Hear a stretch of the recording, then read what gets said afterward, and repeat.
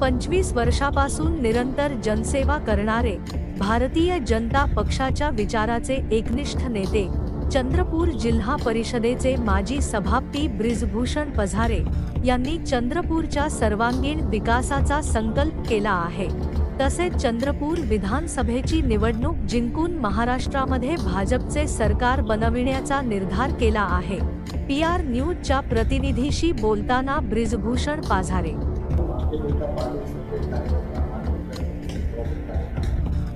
भारतीय जनता पक्षासोबत एक निष्ठा हात एवढ्या वर्षापासून आणि आता विधानसभा निवडणुकीची चालू झाली आहे। आरक्षित सीट आहे चंद्रपूर विधानसभा। आपलं काय विचार कशा प्रकारे आपण निवडणुकीची आहे?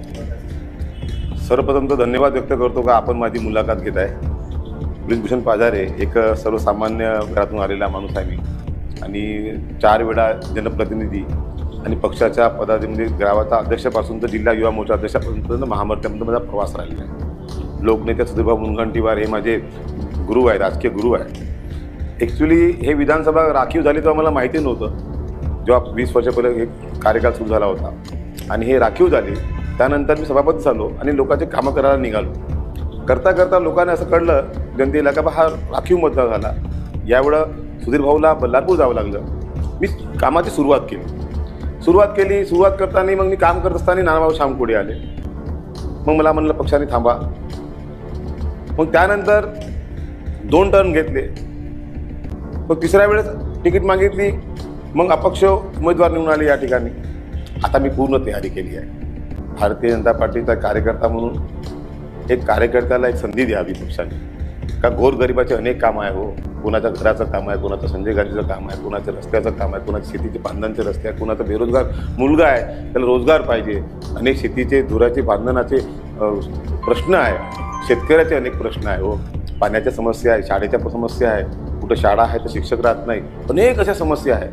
पण यामध्ये पण या सरकारने महायुती सरकारने अनेक कामं केली। आज पहा त्यांचं मुख्यमंत्री लाडली बहीण योजना एक सुंदर योजना आहे। प्रत्येक जनता खुश आहे। वयश्री योजना प्रत्येक जनता खुश आहे।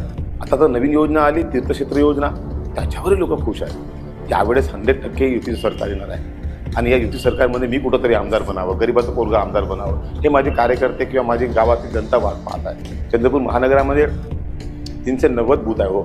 तर 390 बूथमध्ये 364 हे मतदार आहे। त्या 364 मतदारांचं नेतृत्व करायची जर मला लाभ मिळाला तर खरंच मी लाभी समजतो आणि जनतेचं काम करून दाखवीन। असं नाही का आमदार बनला तर एकदम हे होईल, कारण आमदार बनणं आसान आहे हो, पण आमदार हे पद टिकवणं कठीण आहे। कारण आमदार पद टिकवायला लोकांचे कामं करायला लागते, कारण त्यांचं मत जे असते अनमोल असते। या मताचा मी 100% सांगतो बेरोजगाराला त्याला रोजगार द्यायचा प्रयत्न राहील आणि जे अनेक कामं आहे जे चंद्रपूर विधानसभेत झाले नाही आहे 5 वर्ष, ते 5 वर्ष काम करायचा माझा प्रयत्न आहे। सर्वात प्रथम तर बेरोजगार। 2 घरामध्ये 1 मुलगा बेरोजगार। शिक्षण खूप शिकलं पण त्यामध्ये पण आता सरकारने माझा लाडका भाऊ योजनामध्ये काढलेले आहे, पण त्यामध्ये किती 1 वर्ष आहे। माझं असं म्हणणं आहे की त्याला कायमस्वरूपी असलं पाहिजे, मेन मुद्दा आहे। दुसरा आहे शेतीचे पांधन रस्ते। अनेक ठिकाणी पांधन रस्ते नाही, ते पांधन रस्ते झाले तर कम से कम शेतीला चांगला भाव भेटू शकते। दुसरा आहे का सडके रस्ते चांगले बनले पाहिजे। अनेक गड्डे आहे, परेशानी आहे। मोटरसायकलनं परिवार जातो, रात्री गड्डा म्हणजे पडतो, ॲक्सिडेंट होतो, दुर्घटना होते। चांगले हॉस्पिटल बनले पाहिजे, उपकेंद्र चांगले बनले पाहिजे। जिल्हा परिषदेची शाळा बंद होत आहे हो।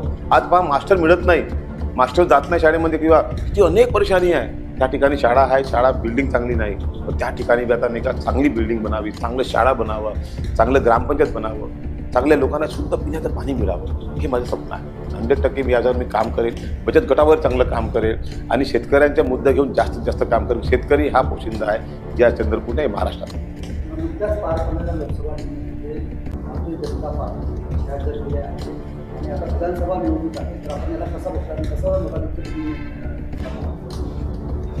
मागं लोकसभेमध्ये आम्ही ज्या हरलो, लोकसभेमध्ये हारायचे अनेक कारण आहेत, पण आम्हाला वाटलं नाही आम्ही हारणार म्हणून। आम्हाला असं वाटलं का जनतेमध्ये आम्ही एवढा विकास केला तर काही मुद्दे लोकांनी काँग्रेसनी काही मुद्दे भडकवले जनतेमध्ये आणि त्यांना जनतेला माहीत नव्हतं का आम्हाला भडकवत आहे आणि जनता तुटली आमच्यापासून। पण आता आम्ही सावध झालो, आम्हाला माहीत आहे जनतेमध्ये काय करायचं काय। आज पहा संविधान बदलवणारी भाषा कोण बोलते? राहुल गांधी बोलते। भारतीय जनता पार्टी अशी पार्टी आहे का परमपूज्य महामानव बाबासाहेब आंबेडकरला भारतरत्न देणारी भाजप आहे. काँग्रेस हे जळतं घर हे म्हणणारा बाबासाहेब आंबेडकर आहे. आज विचार करा, या देशाला बर्बाद कोणी केले? काँग्रेस. देशाचे प्रधानमंत्री नरेंद्र मोदीजी किती काम करतात, हे मुख्यमंत्री आज आले शिंदे साहेब किती काम करतात, किती पोटतिडकीने बोलतात. आमचे लोकनेता सुधीर मुनगंटीवार लोकांचे कामं करतात. असे नेते आहे म्हणून आज महाराष्ट्र टिकलेला आहे. म्हणून मला पक्षाला एक विनंती करतो मी, का मी परवा मिटिंगला गेलो होतो मुंबईला सह्याद्रीमध्ये. देवेंद्रजी फडणवीस आमचे उपमुख्यमंत्री साहेब आहेत, त्यांना विनंती केली, साहेब तुमचा कार्यकर्ता आहे, या कार्यकर्त्याला एक वेळ तरी विधानसभेमध्ये पोचवा, जेणेकरून जनतेचे मी काम करेन. मला मानतो या ठिकाणी अपक्ष उमेदवार आहे, अपक्ष उमेदवाराबद्दल अनेक नाराजी आहे. आमदार झाला त्यानंतर 200 युनिट दिले नाही, लोकांचा संपर्क ठेवला नाही, लोकांसंग बरोबर बोलत नाही, कोणाला गेलं तर हुडथुड काम करतो, कधीच कार्यालयात सापडत नाही. पण आम्ही 24 घंटे लोकांच्या कामामध्ये मग दवाखाने असो, तहसील कार्यालय असो, का जिल्हा परिषद असो, का महानगरपालिका असो, प्रत्येक ठिकाणी आम्ही काम करतो. पक्षाने जर आपला विश्वास टाकला तर आपलं विजयाचं समीकरण कसं आहे? माझं विजयाचं जेवढी जनता आहे, जे मी लाडली बहीण योजनेमध्ये फॉर्म भरले, वैश्विक फॉर्म भरले, संजय गांधी निराधारजीचा अध्यक्ष असल्यामुळे मी 5000 या महानगरामध्ये लोकांचे केसेस पुटअप केल्यानं पास करून दिल्या. मला 100% या जनतेवर विश्वास आहे. कारण जनता मोठी आहे, जनता जनार्दन आहे, हे 100% माझ्यावर विश्वास ठेवील ना. पहिल्यांदा कार्यकर्त्याला निवडून यासाठी संपूर्ण चंद्रपूर महानगरातले विधानसभेतले जेवढे बी मतदार आहेत ते माझ्यावर वोटिंग करणार. मला अशी अपेक्षा आहे. काँग्रेससाठी अनुकूल वातावरण आहे अशी चर्चा चंद्रपूर शहरामध्ये आहे. आणि काँग्रेसचे नेते जे होते तुम्ही आता बाहेर होर्डिंग लावला आहे शहरात. चंद्रपूर शहर पूर्ण सध्या आहे काँग्रेसच्या नेत्यात.